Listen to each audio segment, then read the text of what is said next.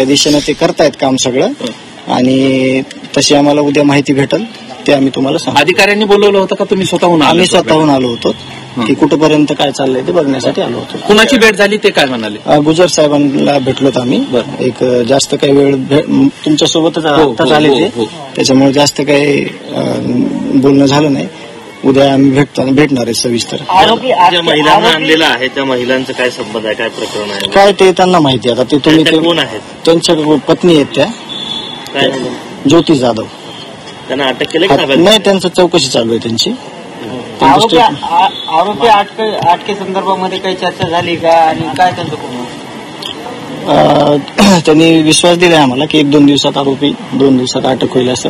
तुम्ही नर्वस दिसताय, नेमकं तपासावर असमाधानी आहात? नाही, मी म्हणजे नर्वस ह्या गोष्टीला आहे की आईची तब्येत थोडी तुम्हाला पण माहिती आहे आणि सध्या काय आहे की 20 दिवस झाले यातच आहे मी आणि बोलतोय तुम्हाला प्रामुख्यानं तुम्हाला कुठलीच गोष्ट तुम्ही जे काम करताय त्याच्यावर मी तुम्हाला कधीच एक चुकीची गोष्ट बोललो नाही.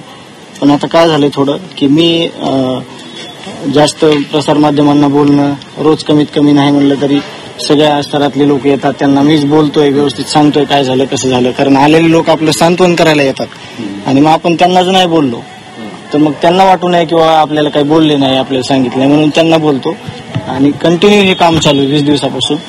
म्हणून तुम्हाला तसा चेहरा वगैरे दिसायला आणि थोडा बाबत काय बोलणं झालं का तुमच्या आतमध्ये काही लॅपटॉप? सीडीआर बाबत आम्ही विचारलं, ते सगळं तुम्हाला उद्या बोलतोच म्हणले, म्हणजे माहिती देतात उद्या.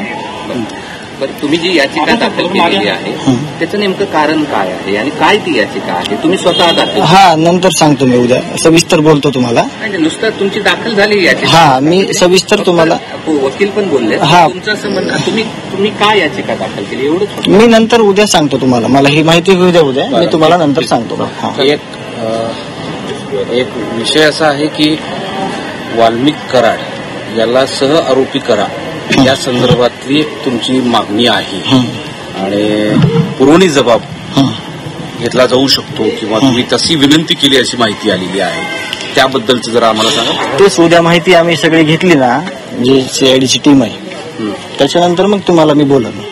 कारण अर्धवट माहितीनं तुम्हाला जर मी बोललो तर मग आजचं माझं बोलणं चुकीचं. नाही, उद्या थांबा ना, तुमच्या पोलिसांकडे या सगळ्या सिस्टीमकडे काय मागणी आहे पुरवणी जबाबाबद्दल? ते आम्ही उद्या ज्यावेळेस आम्हाला कळलं ना सगळं, म्हणजे आता त्यांच्यावर पण काही गोष्टी कसं असते, आपण आता लगेच म्हणलो सगळं की मग सगळं आपल्याला मटेरियल पोचू शकत नाही, त्यांचा पण आपल्याला विचार करावा लागतो. तर त्याच्यामुळं उद्या आम्हाला ज्यावेळेस सगळी माहिती कळल, आज पण मी इथं स्वतःहून आलोय, उद्या पण मी तिथं जाणार आहे, मला बोलवलंय उद्या. माहिती घेऊन मी तुम्हाला सविस्तर सगळ्यांना बोललो. तुम्हाला सगळ्या पत्रकार बंधूंना माहिती आहे, मी पहिल्या दिवशीपासून तुमच्या दूर कुठेही गेलेलो नाही, तुमच्या समोर आहे आणि जे आहे ज्या गोष्टी आहेत त्या तुम्हाला मी शेअर करतो. आहे की तुम्ही तुमचा आग्रह आहे, तुमची विनंती आहे पोलिसांना, प्रशासनाला की मग सहआरोपी करा म्हणून, त्या संदर्भात जबाब द्यायला तुम्ही. माझी एक विनंती आहे तुम्हाला सगळ्यांना आणि तुम्ही हे म्हणजे गांभीर्यपूर्वक लक्षात घ्या.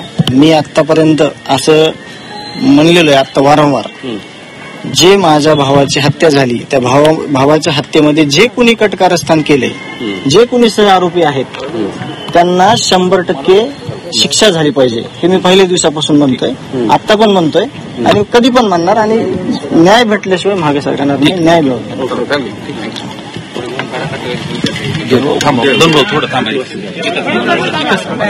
सीआयडीच्या तपासावर आम्हाला अपेक्षा आहे. सीआयडी बाबत उद्या रिपोर्ट येईल असंही त्यांनी यावेळी बोलताना म्हटलेलं आहे. धनंजय देशमुखांची सीआयडीच्या अधिकाऱ्यांशी चर्चा झालेली आहे, त्यानंतर त्यांनी माध्यमांशी